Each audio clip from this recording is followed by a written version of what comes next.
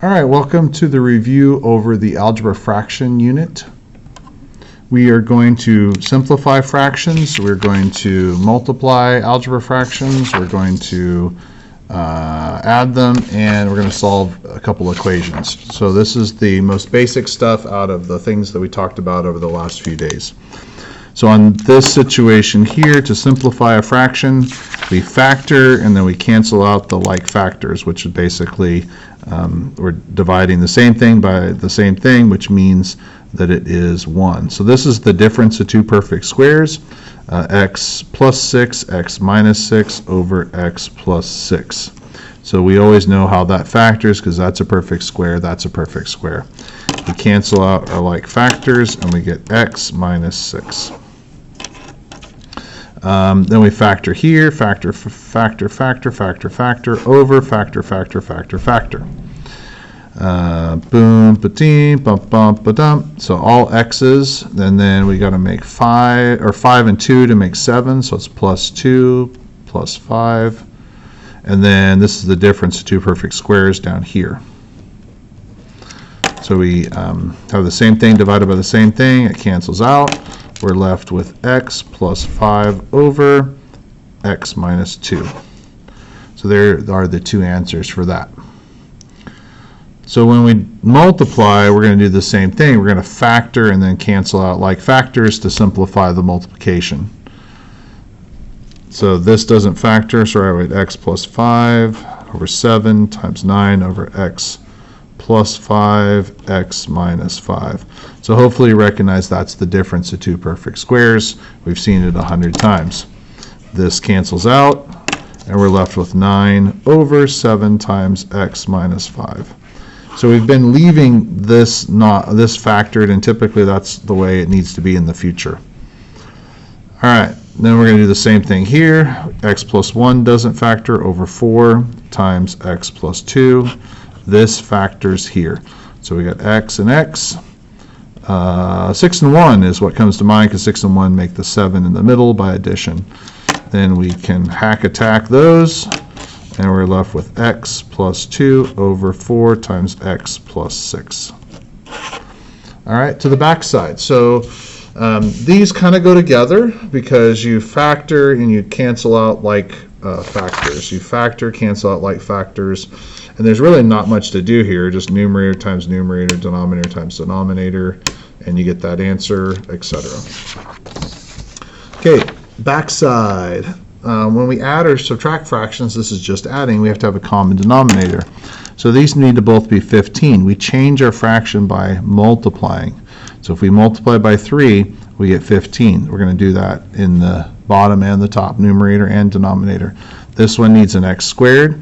So I'm going to multiply each, the top and the bottom, by x squared. 3 times 3 is 9. I'm going to switch back to the darker pen. 9 plus 7x over 15x squared, which is the common denominator.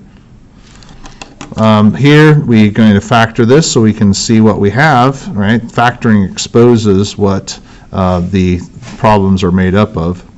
So now I can see, like, oh, those are the same. I just need this one. So I don't need all of it. I just need this extra x plus 4. All right. Then we can distribute, and then I have my common denominator. Those are the same. So it's x plus 3 times x is 3x. 3 times 4 is 12.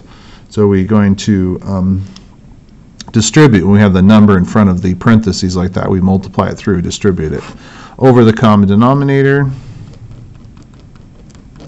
and then add those together because they're like terms. We get 4x plus 12 over x plus 2, x plus 4. All right.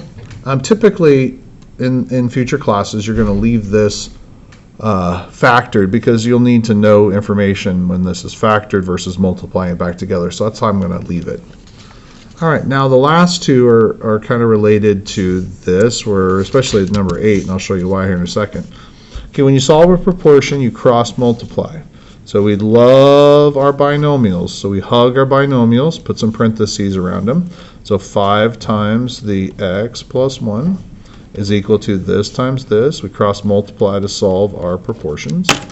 And we go ka-tink, patang, boom, bump, badoo. We're going to distribute through the parentheses. 5 times x is 5x. 5 times 1 is 5. Sometimes people multiply, but they don't multiply both parts. That's why I draw the lines and all that kind of stuff. I make a big deal about hugging the parentheses and all that good stuff. I always move the smaller amount of x first because it tends to make things positive and easier. So I'm going to subtract over 3x. I get 2x plus 5 is equal to negative 3. Don't forget to drop that negative down. I'm going to subtract the 5 over. Get 2x is negative 8. Divide, x is negative 4. And that would be the answer. Over here, I like to, there's a couple different ways to do this. I like to, I've been sharing the multiplying by the LCM to clear the fractions method with you. So the least common multiple is like a common denominator, so that's why it kind of relates back to this problem, common denominators. So I need a 3 and I need an x, and you can tell that this is right because x divides into that, 3 divides into that, and there's nothing underneath there except for a 1, so we're cool here. Now I'm going to take this 3x and I'm going to distribute it to all the pieces inside there. That's why I made these giant parentheses. So it's going to be 6 times 3x over x minus x times 3x over 3 is equal to 3x times 1, which is 3x. Then I can go here and I can go, hey, oh look, this cancels out, which throws back to this business on the first page. So I can cancel this out. I'm left with 18 because 3 times 6 is 18. 3's cancel out there. I'm left with x times x, and then 3x. So now what I have is a quadratic, and we solve our quadratics by setting them equal to 0. So I'm going to add over the x squared because I like to have a positive x squared. I'm going to subtract over the 18, and that all goes away. So that's all going to be 0. So x squared has no partner, so I write x squared. 3x is just 3x, and minus 18 is equal to 0. And I factor, x and x. And then I got to make 18, 6 and 3. The 6 needs to be a positive number because it has to be positive in the middle. 6 minus 3 is 3. That times that is that. It all works out. 0 product property. I set each factor equal to 0. It's raining right now, so the poor child didn't want to go out to the car probably. Okay, x minus 3 is equal to 0. 0 product property, so we set each factor equal to 0. This is how it factors. Move it over. X is negative 6. Move it over. X is equal to positive 3. And those are the two answers there. All right. Good job, everybody. Peace out.